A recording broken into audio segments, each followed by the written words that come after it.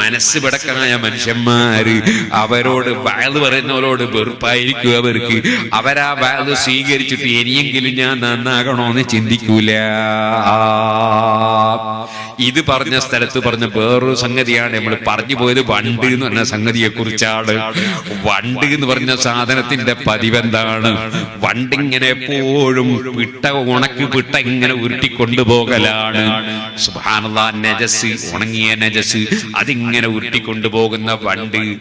ആ വണ്ടിനോട് ഒരാൾക്ക് ദയ തോന്നി, ഇതെപ്പോഴും ഇതല്ലേ മണക്കുന്നത് എന്ന് വിചാരിച്ച് മൂപ്പര് നല്ല ഊത് കൊണ്ടുവന്ന് അത്തറ് കൊണ്ടുവന്ന് ഈ വണ്ടിനങ്ങോട്ട് പുരട്ടിക്കൊടുത്താൽ അതാണ് മങ്കാന അദാതുഹും ഫശഅനുസ്ഹതുഹും ഖിത്റൻ യുസബ്ബു മുദാബൻ ഫീ സിമാഖിഹിം ഇന്നൽ ഖനാഫിസ ഇദ് മമസഅതുറു മാതതിനി ഖൈശൂമി ഹാദു തീബിലം യഖുമി.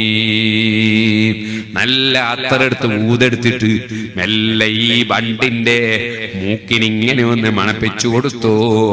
എന്നാ വണ്ട് ചത്തുപോകും. മൂപ്പർക്ക് അതേ മനസ്സ്. അതിന്റെ മൂക്കിന് പണ്ടത്തെ അമ്മണേ പറ്റുള്ളൂ. ഇങ്ങനെയുമുണ്ട് മനുഷ്യന്മാരെ കൂട്ടത്തിൽ ചിലര്.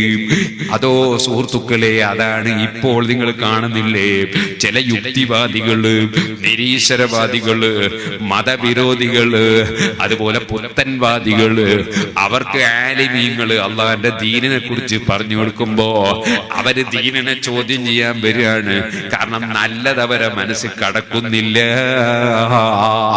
ഈ പിട്ട ഉരുട്ടി കൊണ്ടുപോകുന്ന വണ്ടിനെ പോലെ ഈ ദുനിയാവിൽ ലയിച്ചു പോയി അവര്. ഇതിന്റെ ശേഷം വേറൊരു ജീവിതമുണ്ടെന്ന ചിന്ത അവരെ നയിക്കുന്നില്ല. പടച്ചവൻ ചെയ്ത അനുഗ്രഹങ്ങളെ കുറിച്ച് അവർക്ക് ബോധമില്ല. അവന് സ്വന്തത്തിലൊന്ന് ചിന്തിച്ചുകൂടെ? ഞാൻ വലിയ യുക്തിവാദിയാണ് എന്ന് പറഞ്ഞ് നടന്നിട്ട് എനിക്കൊരു തലവേദന വന്നാൽ ആ തലവേദന തടുക്കാൻ എന്നെ കൊണ്ട് കഴിയോ? ക്യാൻസർ വന്നാൽ തടുക്കാൻ എന്നെ കൊണ്ട് കഴിയോ? ട്യൂമർ വന്നാൽ തടുക്കാൻ എനിക്ക് കഴിയോ? എന്റെ കിഡ്നി നിയന്ത്രിക്കാൻ എനിക്ക് കഴിയോ? എന്റെ ഹാർട്ട് എന്റെ നിയന്ത്രണത്തിലുണ്ടോ? എല്ലാം മറ്റൊരു നിയന്ത്രണത്തിലാണെന്ന് ആർക്കാണ് അറിയാത്തത്? 30 കൊല്ലം മുമ്പ് പേരോട് അബ്ദുറഹ്മാൻ ഈശ്വരമംഗലത്ത് വന്നു. എന്നാൽ അന്ന് എന്റെ താടിയിൽ ഒരൊറ്റ രോമവും വെളുത്തതില്ല, മീശ വെളുത്തിട്ടില്ല. ഇപ്പോൾ എല്ലാം വെളുത്തു കഴിഞ്ഞിട്ടുണ്ട്. ഇതറിയിക്കുന്നത് എന്താണ്? എന്റെ മീശയിൽ എനിക്ക് ഭരണമില്ല, എന്റെ താടി നിയന്ത്രിക്കാനുള്ള കഴിവെനിക്കില്ല. എല്ലാം നിയന്ത്രിക്കുന്നവൻ ഒന്നാണ്, എല്ലാം കൊടുക്കുന്നവൻ ഒന്നാണ്, എല്ലാറ്റിന്റെയും രാജാവൊന്നാണ്. ആ അല്ലാഹുവിന്റെ നിയന്ത്രണത്തിൻ കീഴിലാണ് ഞാൻ ഈ ഭൂമിലോകത്ത് ജീവിച്ചുകൊണ്ടിരിക്കുന്നത്. ഞാൻ ഉദ്ദേശിച്ചത് എനിക്ക് നടക്കണമെന്നില്ല. ഞാൻ ഉദ്ദേശിക്കാത്തത് പലതും നടന്നുവെന്ന് വരും. കാരണം ഇവിടെ തീരുമാനിക്കുന്നവൻ ഞാനല്ല, നടപ്പാക്കുന്നവൻ ഞാനല്ല. എല്ലാം തബാറക്കല്ലദീ ബിയദിഹിൽ മുൽക്ക്, അധികാരം മുഴുവനും അല്ലാഹുവിനാണ്. ആ അല്ലാഹുവിന്റെ ഭൂമിയിൽ സർവ്വ അനുഗ്രഹങ്ങളും ചെയ്തു തന്നു മനുഷ്യനായ എനിക്ക് എന്റെ റബ്ബ്. ആ റബ്ബിനെ ഞാൻ അറിയേണ്ടതില്ലയോ? ആ റബ്ബിലേക്ക് എന്റെ മനസ്സ് തിരിയേണ്ടതില്ലയോ? ആ റബ്ബിന് ഞാൻ നന്ദി ചെയ്യേണ്ടതില്ലയോ? ആ നന്ദി ചെയ്യാൻ എന്താണ് വേണ്ടത്? ആ റബ്ബിനെ എനിക്ക് കാണാൻ കഴിയൂല, ആ റബ്ബിൽ നിന്ന് എനിക്ക് കേൾക്കാൻ കഴിയൂല. അതുകൊണ്ട് ആ റബ്ബ് അവന്റെ അനുഗ്രഹത്തിന്റെ ഭാഗമായി വെച്ച ഒരു രീതിയുണ്ട്. ആ രീതി എന്താണ്? മലക്കാകുന്ന ജിബ്രീൽ അലൈഹിസ്സലാത്തു വസ്സലാമിന് അല്ലാഹു തആല വിവരം നൽകുന്നു.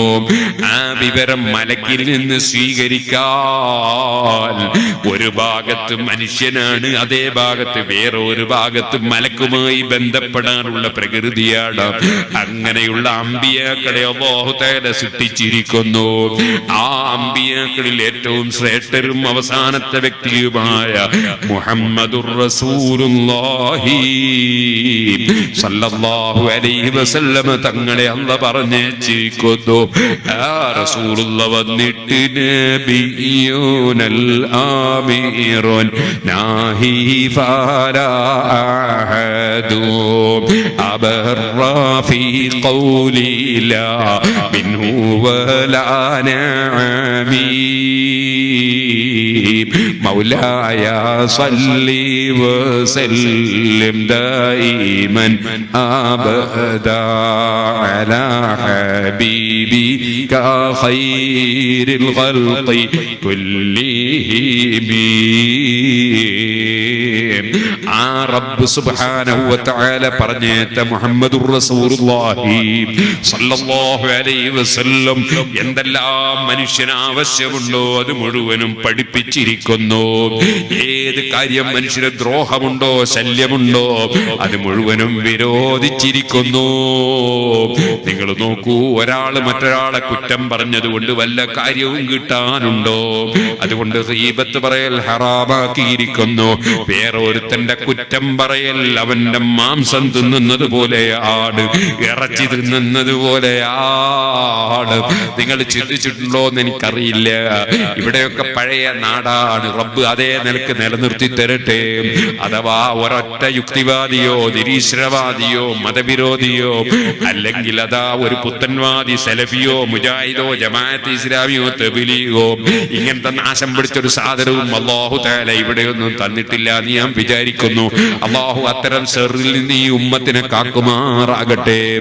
ഓ മുഅ്മിനീങ്ങളെ, ഞാൻ പറഞ്ഞു വരുന്നത് നിങ്ങൾ ഓർക്കണം, അല്ലാഹു സുബ്ഹാനഹു വ തആല അവൻ തന്ന നാവ് കൊണ്ട് വലിയ വലിയ ഔലിയാക്കളെ കുറ്റം പറയുന്നവരല്ലേ പുത്തൻവാദികള്. മുഈദീൻ ശൈഖ് റളിയല്ലാഹു അൻഹുവിനെ പറ്റിപ്പോലും യാതൊന്നു കാണുവതു നാരായണ പ്രതിമ, യാതൊന്നു കേൾക്കുവതു നാരായണ ശ്രുതിമാ എന്നിങ്ങനെ പറഞ്ഞിട്ട് ശ്രീ ശങ്കരാചാര്യരുടെ തത്വശാസ്ത്രം സ്വീകരിച്ച ഒരു വ്യക്തിയായിരുന്നു മുഈദീൻ ശൈഖ് എന്ന് സലഫികളുടെ പത്രമായ അൽമനാർ 1980 ജൂലൈയിൽ എഴുതി വെച്ചിട്ടില്ലേ? അങ്ങനെ മുഈദീൻ ശൈഖിനെ സംബന്ധിച്ച് കടുത്ത തോന്നിവാസം പറഞ്ഞില്ലേ? ഇമാം ശാഫിഈ റളിയല്ലാഹു അൻഹു 100-ലധികം സ്ഥലങ്ങളിൽ ഖുർആനിനെതിരെ പറഞ്ഞ ആളാണെന്ന് അബ്ദുസ്സലാം സുല്ലബി എന്ന് പറയുന്ന മുജാഹിദിന്റെ മൗലവി എഴുതി വെച്ചിട്ടില്ലേ? അവരാരെ ഗീബത്താ പറഞ്ഞത്? വലിയ വലിയ ഔലിയാക്കളായ ഖുതുബുകളായ മഹാപണ്ഡിതന്മാരെയല്ലേ പറഞ്ഞത്? ഉസ്മാൻ ഇബ്നു അഫ്ഫാൻ റളിയല്ലാഹു അൻഹു ജുമാക്ക് 2 ബാങ്ക് നടപ്പാക്കിയത് നരകത്തിലേക്കുള്ള പണിയാണ് എന്ന് പറഞ്ഞിട്ട് 2 ബാങ്ക് നിർത്തിവെച്ചില്ലേ അവര്? ഉമർ ഇബ്നുൽ ഖത്താബ് റളിയല്ലാഹു അൻഹു നടപ്പാക്കിയ 20 റക്അത്ത് തറാവീഹ് വേണ്ടെന്ന് വെച്ചിട്ട് ഉമർ ഇബ്നുൽ ഖത്താബിനെ ഇൻസൾട്ട് ആക്കിയില്ലേ അവര്? 3 തലാഖില്ല, 3 പോകുമെന്ന് ഉമർ ഇബ്നുൽ ഖത്താബ് വിധിച്ചപ്പോ അതൊന്നേ പോവുള്ളൂ എന്ന് പറഞ്ഞിട്ട് ഫിത്നയും ഫസാദും ഉണ്ടാക്കി ഉമർ ഇബ്നുൽ ഖത്താബിനെ നിന്ദിച്ചില്ലേ അവര്? സുബ്ഹാനല്ലാഹ്. അങ്ങനെ എല്ലാ മഹാന്മാരെയും കുറ്റം പറഞ്ഞ് നരകം കൊള്ളുന്ന കക്ഷികള്, ആ കക്ഷികളിൽ ഒരിക്കലും പെട്ടുപോകരുതേ മുസ്ലിം യുവാക്കളെ. ആരെയും തെറ്റിദ്ധരിക്കരുത്. അതുപോലെ തന്നെ ആരെയും കുറ്റം പറയരുത്. ഞാൻ ഇന്ന് രാവിലെ അല്ലെങ്കിൽ ഇന്നലെ രാത്രിയിൽ ഒരു കിതാബ് ഇങ്ങനെ നോക്കുകയാണ്. കിതാബുൽ ഇബാന എന്നാണ് അതിന്റെ പേര്. അത് ബഹുമാനപ്പെട്ട അബുൽ ഹസനിൽ അശ്അരി റളിയല്ലാഹു അൻഹുവിന്റെ കിതാബാണെന്ന് പറഞ്ഞിട്ട് അച്ചടിച്ചു വിടുന്ന ഒരു കിതാബാണ്. ആ കിതാബുൽ ഇബാനയുടെ ഏകദേശം 6 കോപ്പികൾ എന്റെ കയ്യിലുണ്ട്.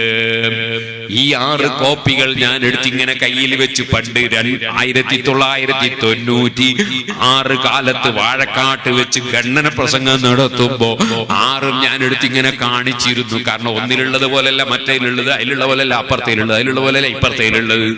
ഇടീ ഈബാനെ ഉദ്ധരിച്ചിട്ട് ഇമാം അബുൽ ഹസൻ അൽ അശ്അരി റളിയല്ലാഹു അൻഹു പടച്ചവൻ മോളിൽ കസേരന്റെ മുകളിൽ ഇരിക്കുകയാണ് എന്ന് പറയുന്ന ആളാണ് നിങ്ങളെ ഇമാം എന്ന് അവിടുന്ന് ഒരു സലഫി മൗലവി പ്രസംഗിച്ചപ്പോ ആ ഇബാനെ എടുത്ത് തിരിച്ചും മറച്ചും ഓരോ കോപ്പി കാണിച്ചിട്ട് ഇതൊക്കെ വെവ്വേറെ വ്യത്യസ്തമായി കാണുന്നുണ്ടല്ലോ എന്ന് ഞാൻ ചോദിച്ചത്. അന്നത്തെ വാദം ഇന്നും യൂട്യൂബിൽ കിട്ടും, നിങ്ങൾക്ക് കേൾക്കാം. ഞാൻ പറഞ്ഞു വന്നത് ഇന്നലെ ഞാൻ നോക്കിയ ഇബാൻ എങ്ങനെ നോക്കുമ്പോ അതിൽ പറയുന്നു അബൂ ഹനീഫ റളിയല്ലാഹു അൻഹു മുശ്രിക്കാണ്. ഇന്നാ ലില്ലാഹി വ ഇന്നാ ഇലൈഹി റാജിഊൻ.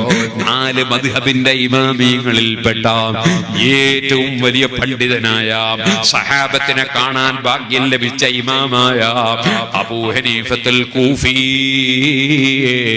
ഇമാം ശാഫിഈ റളിയല്ലാഹു തആല അൻഹു തങ്ങൾക്ക് വല്ല മുറാദും ഹാസിലാകേണ്ടി വന്നാൽ അബൂ ഹനീഫ തങ്ങളെ മഖ്ബറയിൽ പോയി സിയാറത്ത് ചെയ്യലാണ്.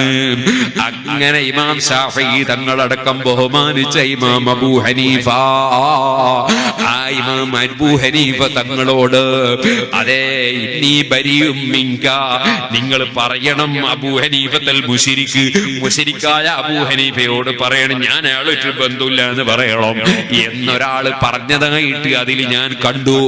അപ്പൊ ഞാനിതെന്തിനാ പറഞ്ഞതെന്നറിയോ? മഹാന്മാരായ ഇമാമിങ്ങളെ പേരിൽ പച്ചക്കള്ളം എഴുതിയിട്ട് കിതാബ് അച്ചടിച്ച് വെക്കുന്നുണ്ട്. അത്തരം കിതാബ് കണ്ടിട്ടും മുസ്ലിം പണ്ഡിതന്മാരോ മുതഅല്ലിമീങ്ങളോ പെട്ടുപോകരുത്. ഞാനതിന്റെ ചോട എഴുതി ഈ കിതാബ് കണ്ട് മുതഅല്ലിമീങ്ങൾ പെട്ടുപോകരുത് എന്ന് എഴുതി. വാസ്തവം സംഭവം എന്താണെന്നറിയോ? സുബ്ഹാനല്ലാഹ്, അബൂ ഹനീഫ തങ്ങൾ അങ്ങനെ ഒരു തെറ്റായ ആശയം ഒരിക്കലും പറഞ്ഞിട്ടില്ല.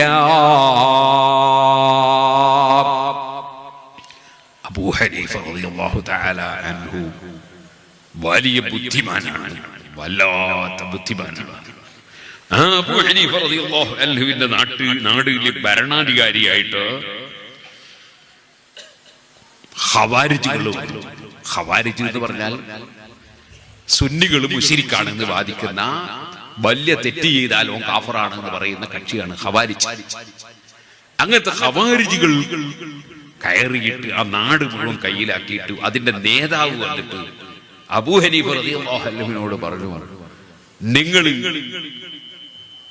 നിങ്ങൾ തൗബ ചെയ്യണോ?